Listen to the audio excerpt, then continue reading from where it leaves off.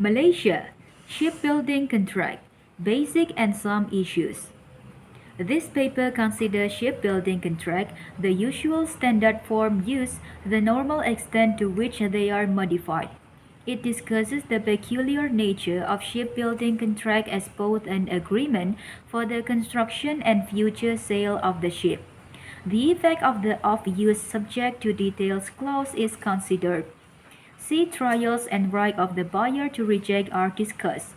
Post-delivery warranties and exclusion to warranties are looked at. Popular English cases are referred to.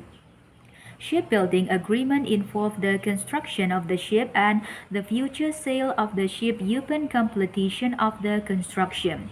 Usually, some standard form agreement is made use of to make a shipbuilding agreement. Popular standard form are the Shipbuilders Association of Japan form, SAG form, the Association of European Shipbuilders Ship Repairers form, EWES form. The Norwegian Standard Form of Shipbuilding Contract, Norwegian Form, and the Baltic and International Maritime Council Standard New Building Contractor, BIMCO New Buildcon. The forms are usually as used road templated only and extensively modified. This is quite unlike charter parties where the essential features of the standard form are maintained despite the addition of numerous riders and modification to the standard clauses. The peculiar nature of the shipbuilding agreement is that it is one both for construction and sale of future goods. Under the laws of England as well as Malaysia, a ship is a goods within the scope of the Sale of Goods Act, the Sale of Goods Act 1979 in England and Wales, and the Sale of Goods Act 1957 in Peninsular Malaysia. The sale here involved both workmanship and materials. The property in the goods remain with the shipbuilder until full payment is made, where upon delivery is given to the buyer.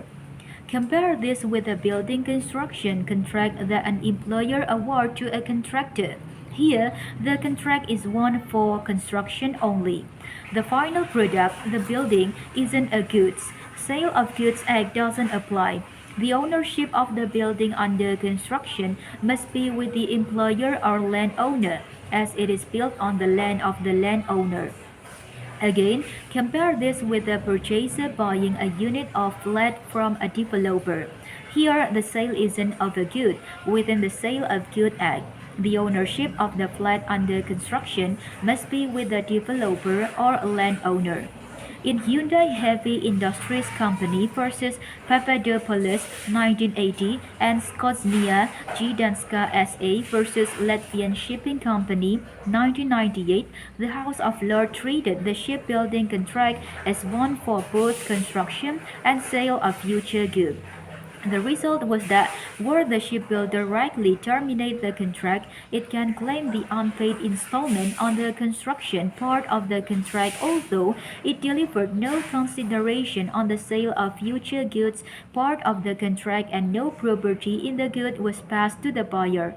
Usually, the standard form are in line with this concept.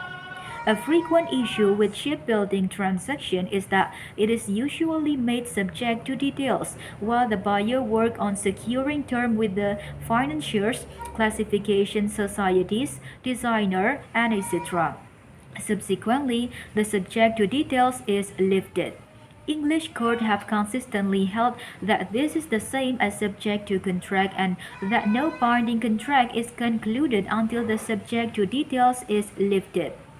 The Epsilon Rosa number 2 2003.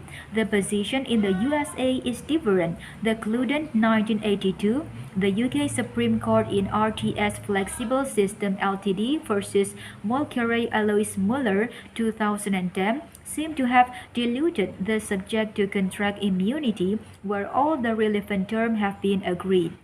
Although this is not a shipping case, the principle can be applied in the context of shipbuilding transaction.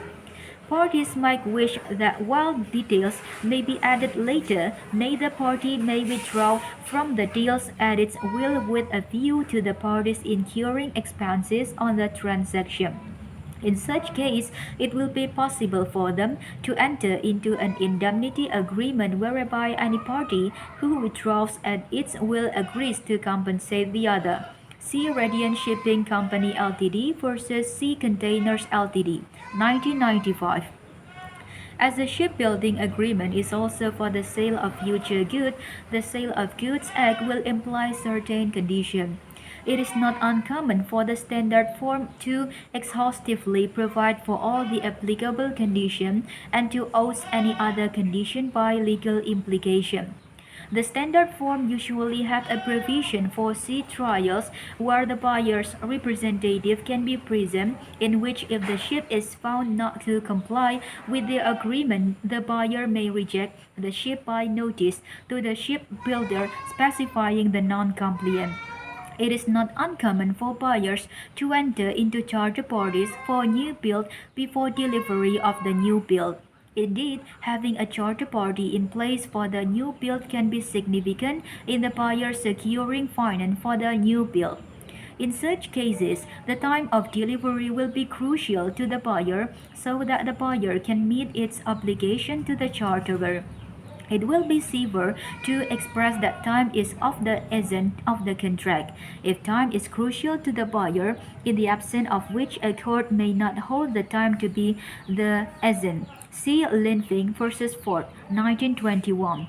Usually, the place of delivery will be specified in the agreement, which will normally be the main yard or the last yard where the ship was fitted. The standard form usually have warranties after delivery. SAG form has a 12 months warranty in respect of any defect due to defective material and or bad workmanship, discovered within 12 months after delivery. The warranty will be excluded in circumstances specified in the agreement. This is something that the buyers must pay special attention to. For instance, Art 9.4 SAG form exclude any warranty where the buyer replaces the relevant part by engaging any other contractor or contribute to the loss. This is in fact include the liability of the shipbuilder or the warranty where the buyer is in contributory negligence. Of course, parties may modify this clause to limit the warranty exclusion. In Ackerman versus Protein 1988, the loss was caused partly by the defective workmanship of the shipbuilder and partly by poor maintenance by the buyer. The English Court of Appeal applied the contra proferentum rule so that the exclusion clause was interpreted strictly against the person, in this case the shipbuilder, relying on the exclusion, with the result that the shipbuilder will escape liability only if the fault on the part of the buyer was more significant than the fault on the part of the shipbuilder.